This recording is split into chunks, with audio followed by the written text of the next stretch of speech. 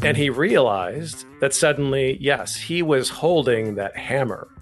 And as you said, it felt good. But he realized in that moment that at some point he's going to have to hand that hammer back. So he's like, I just want everybody in the room to recognize that I'm currently holding the hammer. I am not going to use it because I have to hand it back, but I am holding it. So let's have a conversation. Not so much of like what you're going to do for me, but just sort of like, what can we do together? It's leveled the playing field a little bit in some of those discussions. Put that coffee down. I'm not here to waste your time, okay? I certainly hope you're not here to waste mine. So I'm going to keep this short. Helen, we're both in sales. Let me tell you why I suck as a salesman. Most valuable commodity I know of is information. Wouldn't you agree? Coffee's for closers only. Well, hello there, friend. Welcome back to the Behind Your Back podcast with me, Bradley Hartman, founder and CEO of the Behind Your Back Sales Company, where it's our mission to help you sell more, faster, at higher margins, and have more fun doing it. As for this podcast, talk about leadership, personal productivity, time management, and the craft of selling in the construction industry. Now, I'm excited to bring to you today my conversation with Mr. Sean Shields. He is the Director of Communications at the SBCA. Those are 4 letters in a row. What the hell do they mean? You probably know this already, but it's the structural building components industry. Now, Sean has been part of the SBCA for almost 18 years, and before that, he was involved in government in the state of Colorado and Texas, and he served as the transportation and environmental policy analyst for the then Lieutenant Governor Rick Perry. It's a little nice piece of trivia there. I do believe it is very bipartisan these days to make fun of Rick Perry, so regardless of what side of the aisle you fall on, feel free to make fun of him. I think that's fine. Sean got into the legislation and governmental work by attending the LBJ, that would be Lyndon B. Johnson, School of Public Affairs at the very esteemed the University of Texas at Austin. Before that, he got his undergrad at Carthage College. It's in between Milwaukee and Chicago there. They're the Firebirds. How about that? The mascot's the Firebirds. There's not that many schools with Firebirds, I'll tell you that. Anyway, Sean is a fantastic human being, first and foremost, but he's also a double threat. He's a very good writer, so you can see that in the magazine they put out for the structural building components industry, and he's a public speaker. So, dude, this guy's got some skills. He's going to share some insights, and I'm excited to share my conversation with him. But first, I want to thank our sponsor, our presenting sponsor, Capital One Trade Credit. If your goal is to increase cash flow, reduce risk, and leverage a ready-made tech platform that makes it easier for not only for you to get your job done, but also to make it easier from your customers to buy from you, Google Capital One Trade Credit and see if they are fit for you. All right, then, I'm going to shut up now. Without further ado, please enjoy my conversation with Mr. Sean Shields, Director of Communications at the Structural Building Components Industry. So, Mr. Sean Shields, welcome to the show. Thanks for having me, Bradley. I'm excited to be here. I've had you on for a number of reasons. Number one, I love alliteration. So Sean Shields is very satisfying to me. I'm going to tip of the cap to your parents there. Well done on the name there. Wish we had more people with alliteration. Yeah, I have a lot to owe to them, and my name is one of them, yes. But I always enjoy talking with you and getting a perspective on the industry as a whole, but more specifically, obviously, on building components. So let's just jump right in here because you shared a story just now that I think is really kind of emblematic of some of the opportunity, but also some of the challenges that many of our listeners have right now and kind of the state of the industry.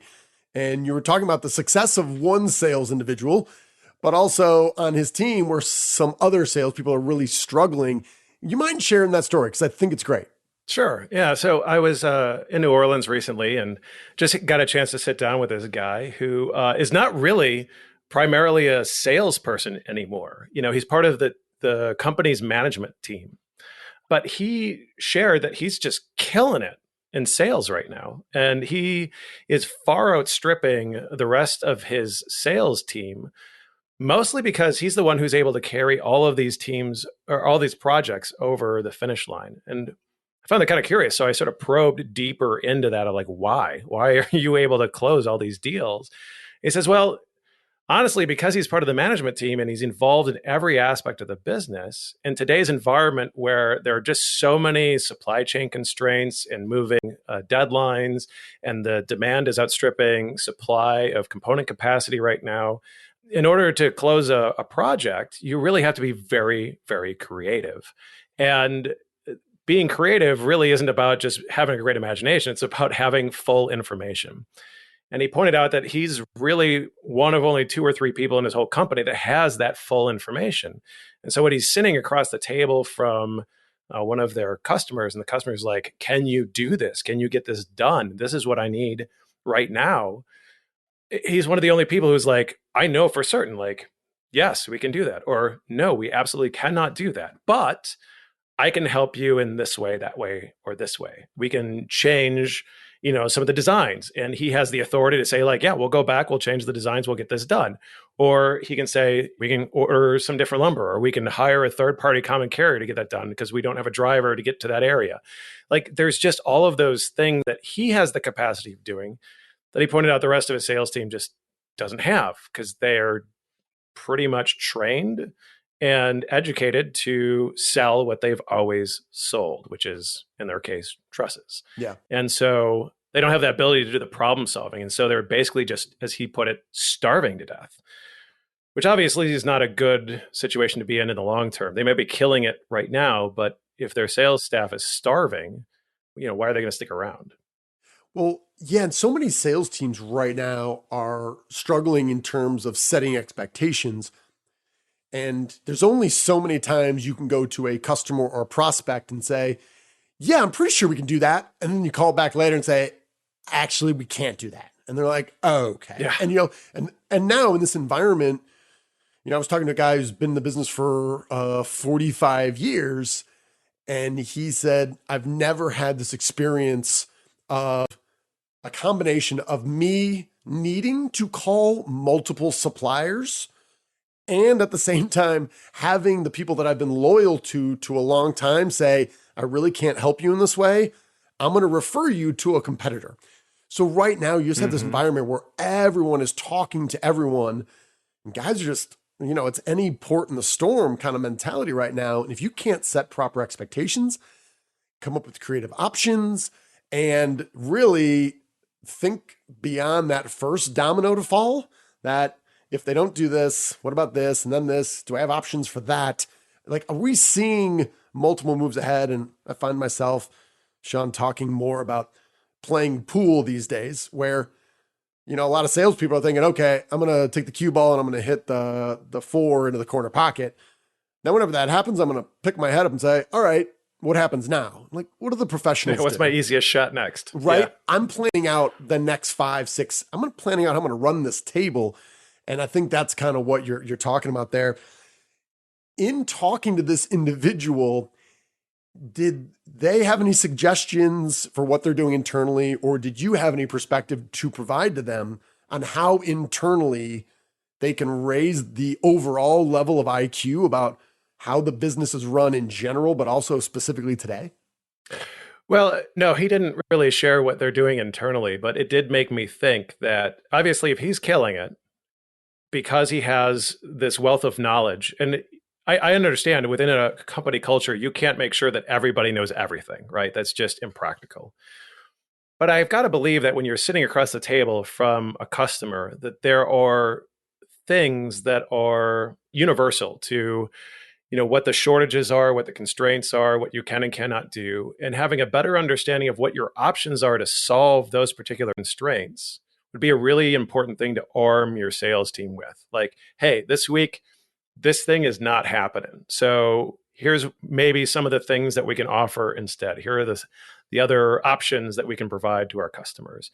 Because as I think you point out many times, at the end of the day, sales is all about getting the customer to get to yes. And in this particular case, you also have to get to yes. So how do you both get there? You got to have a lot of options right now to navigate to that point. Yeah, and I realize there are constraints beyond this one big one, but Yeah. I'd love to hear your thoughts on this within, your passion and your focus in structural components. Is that most of, maybe not all, but most of these problems can be solved with an increase of planning, organization, and discipline. Like most of these issues, it's not like, here's the deal. They stopped making OSB. We're not taking wood anymore and putting it at different angles and then covering it with glue. Like, we're not doing it anymore. You can't get it. You're done. It's just, it takes longer. So Yeah. I need to forecast out. And I said, if you're still struggling with scheduling trusses or, walls or, whatever they need, and we're still pretending it's like June of 2020 and all of a sudden, oh my gosh, we have increased lead times. Listen, if you're thinking about a permit, I know it's crazy. You're going to have to come to me and we're going to have to plan out how we're going to get you the wood fiber you need. So a lot of that is just planning. When I say that, am I simplifying it too much, or is it just we just have a collective struggle to get our customers to really rethink the business, even though we're 18, 20 months into this? The analogy that I would pull there is, for component manufacturers, their supply constraint is lumber and plates. So on the plate side of things, one anecdotal story I'll tell you is traditionally, 3 or 4 years ago, when a component manufacturer wanted to get plates from their supplier, it would be 2 weeks. Put your order in. Within 2 weeks, you get exactly the plates that you were looking for. And recently, the got expanded to 8 weeks. And his comment was, 8 weeks? Might as well be 2 years. It's like, put that time frame out wherever you want to put it. It's no longer just in time. So it changes how I have to think about ordering it and how I plan, right? Lumber is kind of the same thing. So I feel as if the answer to your question is yes. For the most part, this solution is to just adopt a different mindset when it comes to timeframes. Because you're right, there isn't any scenario where it's like, no, you absolutely can never get that again. It's, you just can't get it right now. So how are you going to plan for getting that 6 weeks, 8 weeks, Right. 3 months later than what you would like it to be? Yeah, Sean, I've been speaking a lot to our clients and salespeople in general, asking them, as we are recording this, it's mid-February. I'll say something like, hey, so tell me about these meetings you've had with your best customers, your top 10, 15, 20 customers, where you sat down and said, let's talk about your goals for the year. How have they changed? What are you planning? How have those meetings gone? And, so many folks look at me like, yeah, we don't do those. And I said, Number one, I don't care whether it's a great economy or a terrible economy. Now is the time of year to do that. You should care about them and what their goals are because you want to help them achieve their goals. But two, they might not be doing this methodically. So you need to do this to plan out, to help them think through what that year looks like. So number one, it's kind of emblematic of consultative selling, which you want to do. But number two, It's a need more than ever. So I said, here's the good news. Many of these companies, they don't have their business together anyway. They might not even have finalized budgets yet for the year, even though that we're in the year. So have that call now. Sit down and be that person. So I think that's so spot on. Tell me a little bit about capacity constraints and what folks are dealing with now. When you're talking about capacity, for example, I'll just tell you in the component manufacturing world, it has been a time-honored tradition that component manufacturers, when they are at their capacity, that they will sort of farm work around. And so they are in contact with their competitors. Right. They're not friendly with every single one of them, but they typically have friends in the industry, and that when they get to that point, they are able to farm some of that work off to somebody else who has some capacity. So there was always this sort of just a game of passing that capacity around, right? And trying to utilize it. But the reality is right now, there is zero access capacity anywhere in the country. And so I was even talking to a different component manufacturer who was talking about, I've never been in this spot before. He's in the central, Midwestern part of the country. He's like, I've been in this industry for 22 years, and I have never once been in this spot where I have to actively be thinking about how I'm going to turn customers away. I can no longer commit to a contract or say, like, I can help you out because I just can't. If I say yes to you, I'm going to A, disappoint you, and B, I'm going to like probably tick off a few other people in the process. And I just can't do that anymore. Yeah. Sean, I want to ask you about a phrase that you said that I wrote down, and I've been staring at it since you said it before we flipped the mics on, was the story about this individual you were talking to, and he slowly came to the realization that the proverbial hammer was in his hand. It felt good. The weight of it, it felt good. And yet he knows he's going to have to hand it back at some point. Tell me that story.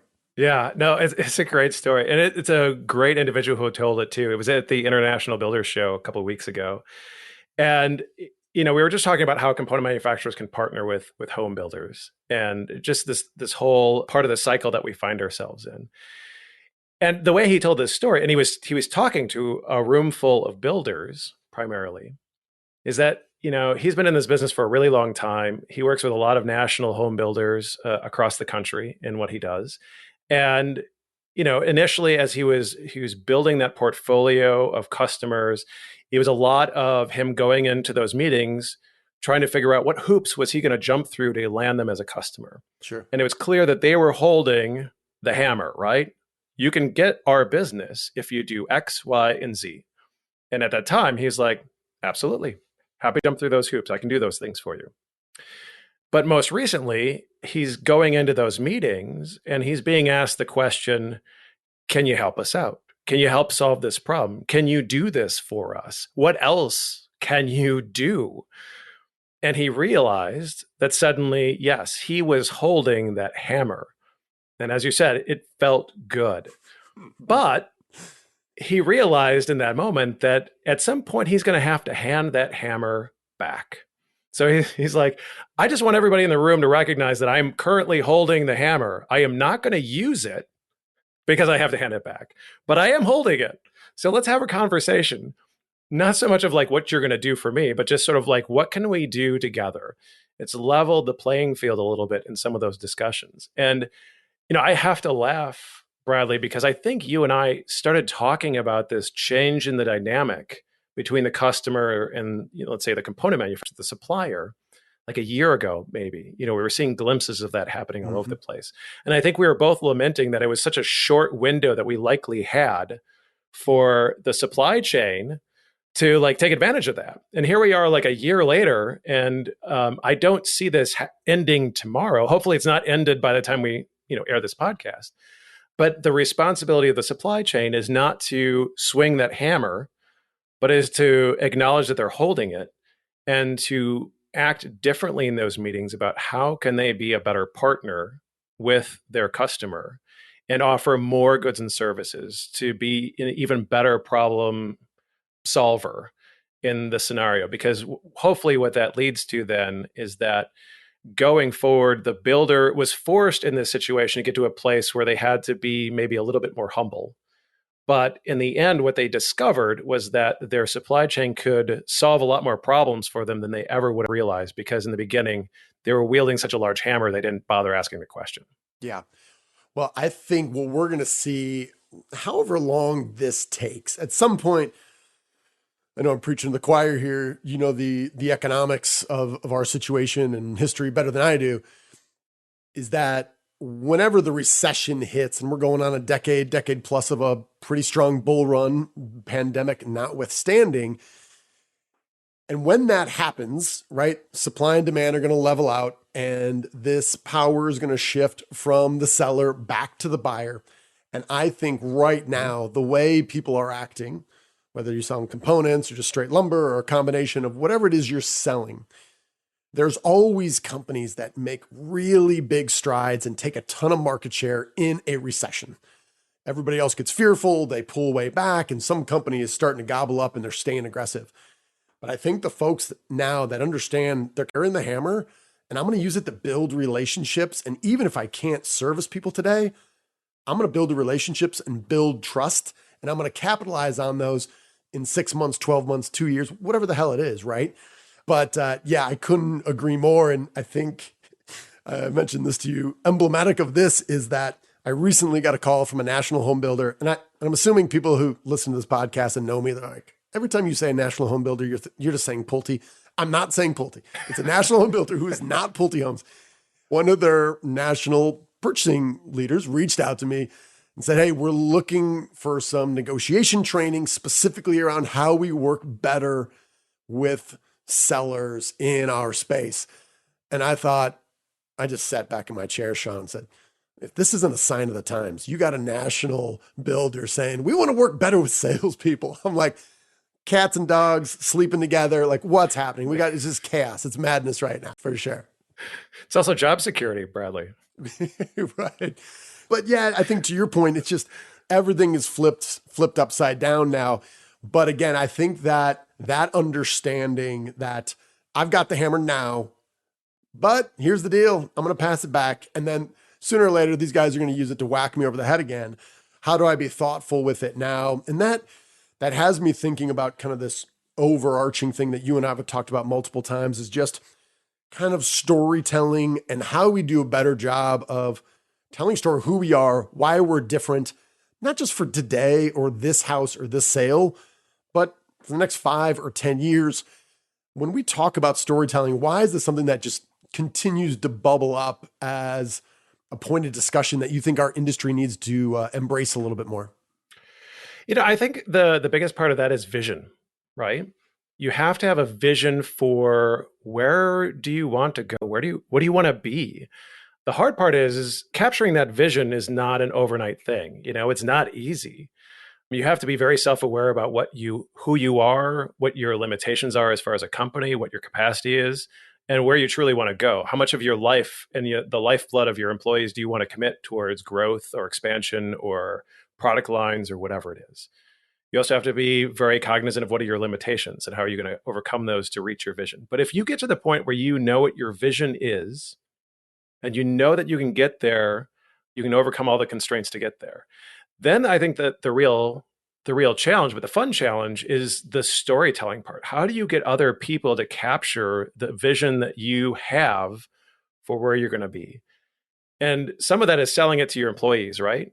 Getting them excited. I was talking to a component manufacturer yesterday who has been expanding 3 of their locations over the last few years and is building a brand new facility and has this desire to be one of the largest independent component manufacturers on the Eastern Seaboard at some point. That's a vision of his. And he has worked very hard to instill that vision on every single one of his employees. And he says, the benefit of that, and again, that's a lot of storytelling, right? He's got to express to all of his employees what he wants and why that's going to be good, not only for him, but for them. But the result of that is they're all super jazzed and energized to help the whole company achieve that vision. So that's the internal work. And then there's the external work of sharing that vision to your customers who don't know you as well as your employees do. So that storytelling becomes even more critical. You have to be able to articulate well where you want to go and how they as a customer can help you achieve that. But more importantly, how you in getting there is going to make them a better company. I think a lot of times what we talk about in the component manufacturing world is that the component manufacturer needs to be able to have that proverbial elevator speech of how they can make their builder customer, their framer customer, their LBM customer a better company because they work with them. And so that's all part of capturing that vision and communicating it effectively. And a lot of times that's not using the words that you would use internally, but it's using the words that your customer fully understands. Mm-hmm. That's a real trick because you would then have to put yourselves in their shoes, right? Yeah, I think it's such a great point. I think that's really well said. Sean Shields, appreciate your time. Thank you. All right, friends, there you go. Hopefully you enjoyed listening to my conversation with Mr. Sean Shields. Now, our goal here is to make this the best podcast you listen to. So I'd love to hear your thoughts, ideas for future shows or potential guests. And I'm going to put this little bug in your ear. We are going to be having some recurring characters, some of the best and brightest guests that we have had in the past, and some guests that have not been on the pod.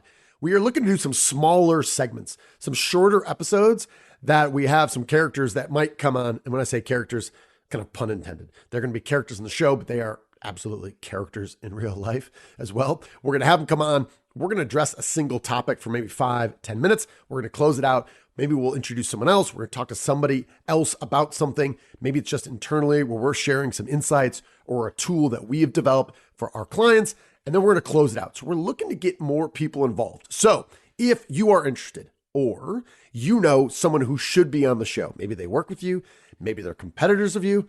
That's probably unlikely. But anyway, I'll throw that out there. It's somebody in the industry that you admire, that you say, this person, they would make us all just a little bit smarter. And ideally, they're somewhat interesting and fun to talk to. Well, my friend, they deserve a spot here. So do not hesitate to reach out to me directly at Bradley at BehindYourBackSales.com. Again, Bradley at BehindYourBackSales.com. And of course, link up with me on LinkedIn and connect with me on Instagram at BehindYourBackCEO. And if you found this episode valuable, please share it with your network or leave a review. Those mean more to us than you know. Well, my friend, that's all I've got. Thank you for listening. I know you have other places you could put your time and attention. I appreciate you spending it here. Hopefully it was extremely valuable. We're going to close out like we always do with our leadership mantra. You, my friend, are owed nothing. Deliver value first. Make it a great week.